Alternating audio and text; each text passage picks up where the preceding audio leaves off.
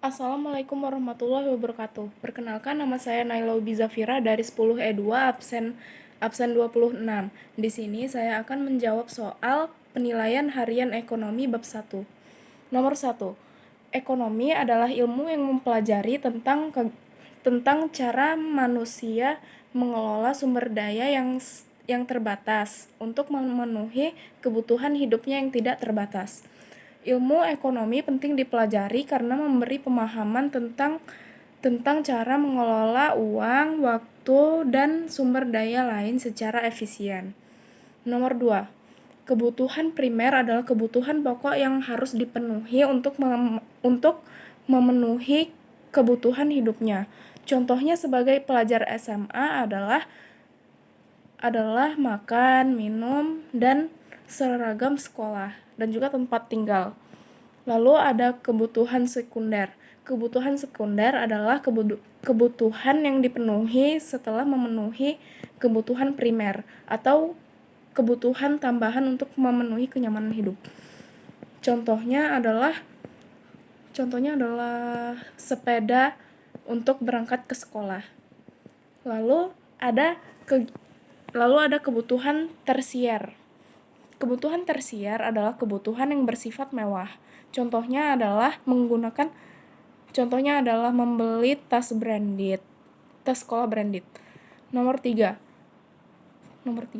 Kebutuhan ekonomi mikro adalah mempelajari perilaku individu atau kelompok kecil dalam menggunakan sumber daya. Contohnya di Indonesia adalah warung makan menaikkan harga nasi goreng karena harga telurnya naik. Lalu ada ekonomi makro. Ekonomi makro mempelajari keseluruhan perekonomian skala besar. Contohnya di Indonesia adalah pertumbuhan ekonomi di Indonesia melambat karena pandemi COVID-19. Nomor 4. Biaya peluang adalah nilai yang dikorbankan ketika kita memilih sesuatu. Contohnya sebagai siswa SMA adalah ketika orang tua memberi uang saku untuk membeli buku, maka biaya peluangnya